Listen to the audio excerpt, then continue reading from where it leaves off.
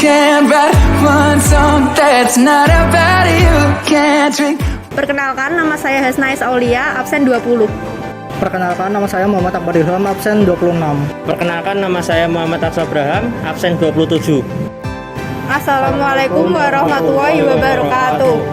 Di sini kami dari kelompok 17 akan mempresentasikan biografi dari pahlawan Pangeran Antasari. Pangeran Antasari adalah pahlawan nasional asal Banjarmasin. Pangeran Antasari memiliki nama asli Gusti Inu Kartaparti, lahir di Kayu Tangi, Kabupaten Banjar, Kalimantan Selatan pada tahun 1797. Ayah dari Pangeran Antasari bernama Pangeran Masud yang disebut Masud, dan ibunya Gusti Hajah yang memiliki adik perempuan bernama Ratu Antasari. Pangeran Antasari beserta pasukannya berhasil menguasai wilayah Martapura. Ia pun menggempur musuh di Tembang Batubara, Pangaron, dan Belanda takluk di Gunung Jabuk. Peristiwa tersebut kemudian dikenal sebagai Perang Belanda. Melihat kekuatan Pangeran Antasari, Belanda goyah dan menawarkan damai dengan berbagai iming-iming. Namun sang pangeran menolak mentah-mentah tawaran tersebut. Bahkan Belanda pernah membuat sayembara berhadiah 10.000 gulden bagi orang yang mampu membunuh Pangeran Antasari. Belanda pun berhasil disingkirkan dari tanah kelahirannya. Meski memiliki darah bangsawan, Pangeran Antasari tumbuh besar di kalangan rakyat biasa. Ia pun menjadi sosok yang dekat dengan rakyat. Ia begitu disegani dan sangat berpengaruh bagi masyarakat Banjar. Itulah mengapa ia begitu ditakuti oleh Belanda. Setelah berjuang di tengah-tengah rakyat, Pangeran Antasari kemudian wafat di tengah-tengah pasukannya tanpa pernah menyerah, tertangkap apalagi tertipu oleh bujuk rayu Belanda pada tanggal 11 Oktober 1862 di tanah kampung Bayak Begok, Sampirang dalam usia lebih kurang 53 tahun. Perang Pangeran Antasari pada Perang Banjar, Pangeran Antasari memenangkan peranan penting, yaitu sebagai pemimpin yang sukses mempersatukan gerakan perlawanan rakyat terhadap penjajahan Belanda.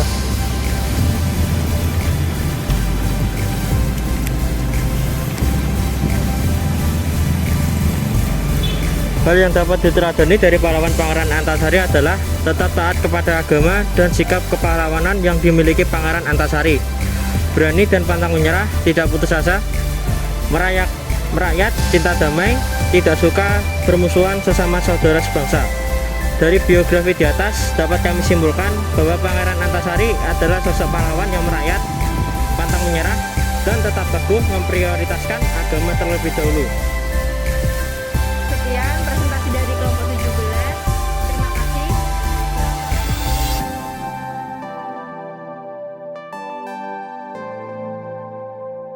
Assalamualaikum warahmatullahi wabarakatuh. Kami dari kelompok 5 akan mempresentasikan biografi pahlawan Hos Cokroaminoto. Hos Cokroaminoto lahir di Bakur, Madiun, Jawa Timur tanggal 16 Agustus 1882. Raden Haji Umar Said Cokroaminoto, lebih dikenal dengan nama Hos Cokroaminoto, merupakan salah satu pemimpin organisasi pertama di Indonesia, yaitu Serikat Islam. Hos Cokroaminoto merupakan salah satu tokoh pergerakan nasional yang memberikan pengaruh besar dalam dinamika politik Indonesia.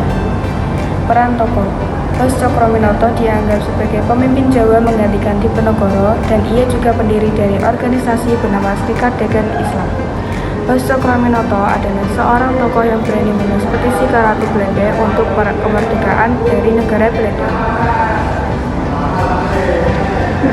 Hal yang dapat kita teladani dari pahlawan Hos Cokroaminoto adalah: 1. Cinta pada tanah air. Cokroaminoto mengajarkan rasa kecintaan pada tanah tumpah darah melalui cara mempelajari budaya dan adat istiadat bangsanya sendiri. 2.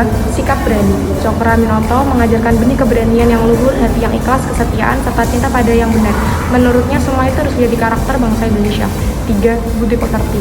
Cokroaminoto selalu menyamai benih peri kebatinan yang lembut, keutamaan budi pekerti, serta kebaikan perangai dan perilaku, serta kehidupan yang soleh. 4. Cinta Islam. Menurut Cokroaminoto, ilmu wajib didapat melalui akal, namun tidak boleh dipisahkan dari pendidikan budi pekerti serta pendidikan rohani. Islam yang berpegang kepada Al-Quran serta hadis bertujuan meningkatkan beragam ilmu. Sekian dari kelompok kami, kurang lebihnya mohon maaf. Wassalamualaikum warahmatullahi wabarakatuh.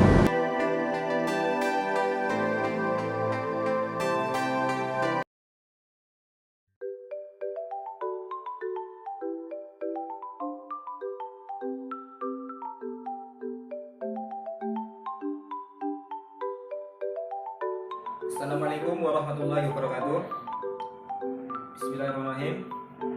Pada kesempatan kali ini, saya dari kelompok atas anggota Muhammad Nabil Hasan Basyar dan Abdullah Sindan akan mempresentasikan biografi dari IR Soekarno.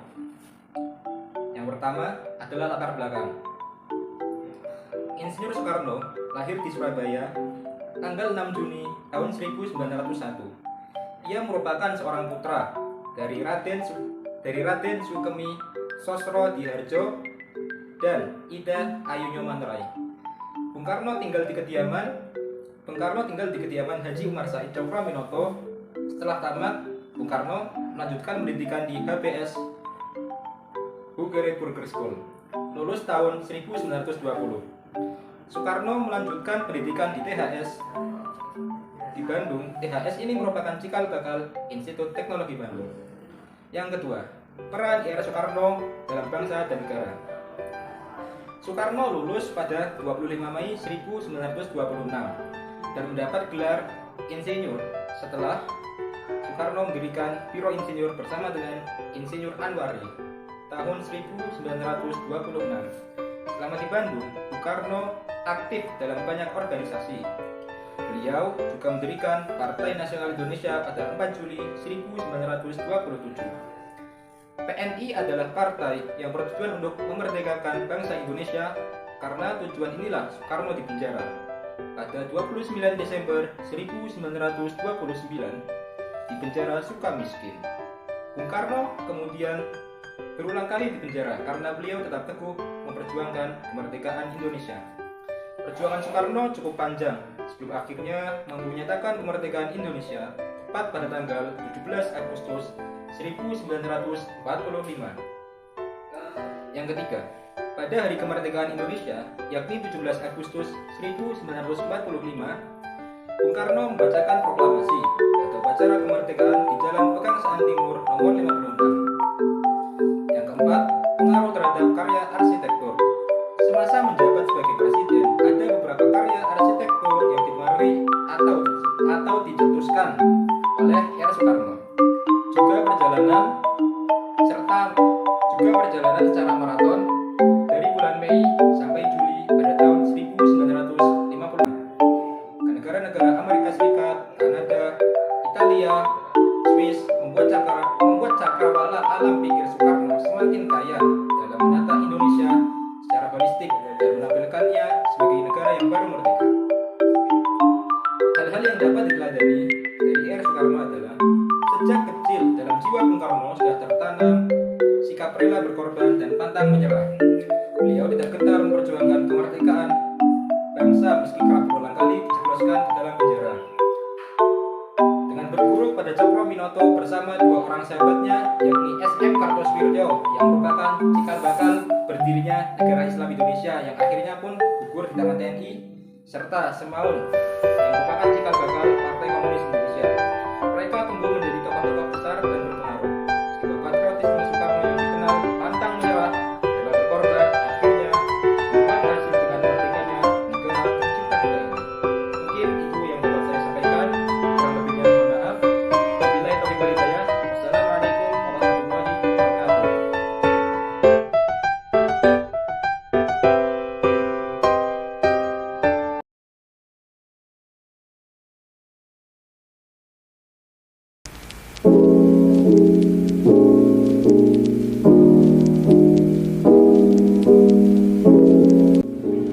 Muhammad Yamin dilahirkan di Talawi, Sawalunto pada 24 Agustus 1903. Ia merupakan putra dari pasangan Usman Baginda Hatip dan Siti Saadah yang masing-masing berasal dari Sawalunto dan Padang Panjang. Ayahnya memiliki 16 anak dari 5 istri yang hampir keseluruhannya kelak menjadi intelektual yang berpengaruh. Saudara-saudara Yamin antara lain Muhammad Yaman, yaitu seorang pendidik, Jamaluddin Adinegoro, seorang wartawan terkemuka, dan Ramana Usman, pelopor Korps Diplomatik Indonesia. Selain itu, sepupunya Muhammad Amir juga merupakan tokoh pergerakan kemerdekaan Indonesia. Muhammad Yamin mendapatkan pendidikan dasarnya di HIS Palembang, kemudian melanjutkannya ke AMS Yogyakarta. Di AMS Yogyakarta, ia mulai mempelajari sejarah purbakala dan berbagai bahasa seperti Yunani, Latin, dan Kei. Namun setelah tamat, niat untuk melanjutkan pendidikan ke Leiden, Belanda harus diurungnya dikarenakan ayahnya meninggal dunia. Ia kemudian menjalani kuliah di Sekolah Tinggi Hukum di Jakarta yang kelak menjadi Fakultas Hukum Universitas Indonesia dan berhasil memperoleh gelar sarjana hukum pada tahun 1932. Muhammad Yamin menikah dengan Siti Sundari, putri seorang bangsawan dari Kadilangu, Demak, Jawa Tengah. Mereka dikaruniai satu orang putra dan Rahardian Sinayangis Yamin yang menikah dengan Raden Ajeng Sundari Merto Amojo, putri tertua dari Mangkunagara 8 pada 1969. Pada 17 Oktober 1962, Muhammad Yamin meninggal di Jakarta pada usia 59 tahun. Muhammad Yamin adalah aktivis kemerdekaan dari Sumatera Barat dan salah satu anggota Badan Penyelidik Usaha-Usaha Persiapan Kemerdekaan Indonesia atau yang biasa kita sebut sebagai BPUPKI. Pemikiran Muhammad Yamin dalam memperjuangkan integrasi bangsa adalah dengan mengusulkan rancangan dasar negara yang kemudian berkembang menjadi Pancasila yang sekarang kita gunakan sebagai dasar negara.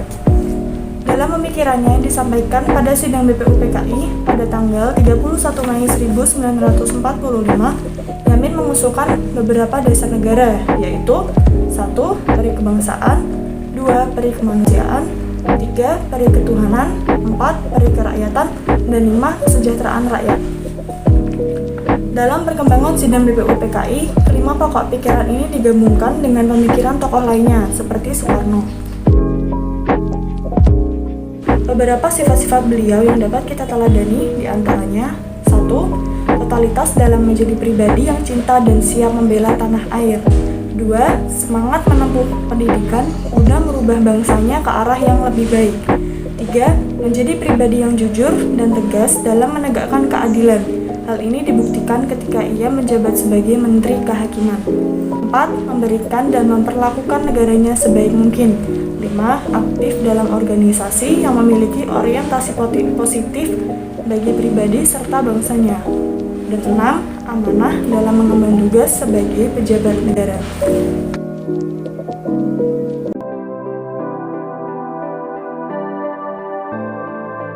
Assalamualaikum warahmatullahi wabarakatuh.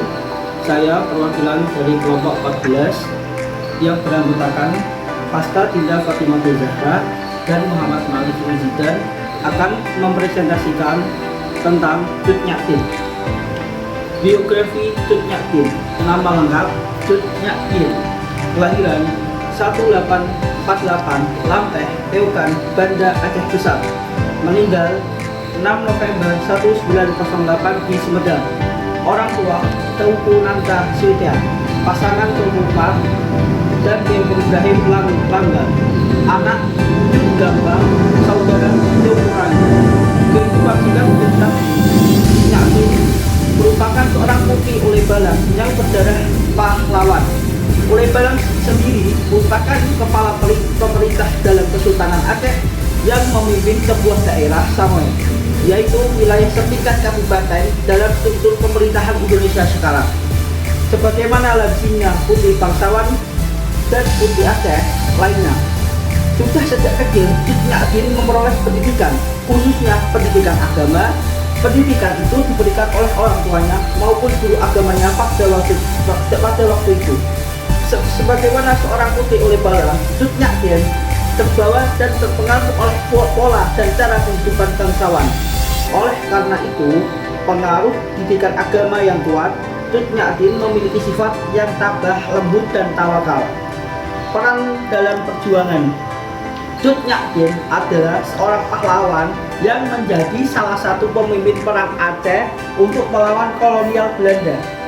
Cut Nyak Dien mulai ikut mengangkat senjata dan berperang melawan Belanda pada tahun 1880, dan pada saat itu tidak lepas dari tewasnya suami Cut Nyak Dien, Teuku Ibrahim, saat bertempur pada 29 Juni 1878. Kematian suaminya membuat Cut Nyak Dien sangat marah dan bersumpah akan menghancurkan Belanda.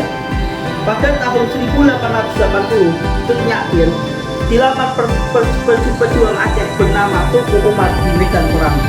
Bersama suami keduanya ini, Cut Nyak Dien semakin bersemangat untuk mengusir penjajah Belanda. Guna untuk mempertahankan wilayah dan kemerdekaan, Cut Nyak Dien tak gentar maju berperang melawan Belanda yang memiliki persenjataan canggih. Bergabungnya Cut Nyak Dien berhasil meningkatkan moral semangat perjuangan Aceh melawan Belanda. Kemudian perang dilanjutkan secara gerilya dan dikorbankan perang fisabilillah. Hal-hal yang dapat kita pelajari dari Cut Nyak Dien: pantang menyerah, jiwa kepemimpinan, ikhlas berjuang demi kemerdekaan, cerdas dan penuh strategi, tegas, salehah dan taat agama, disiplin, semangat yang tinggi, dan mengutamakan kepentingan negara melebihi kepentingan pribadi, membela keadilan dan kebenaran. Sekian dari kelompok 14. Terima kasih. Wassalamualaikum warahmatullahi wabarakatuh.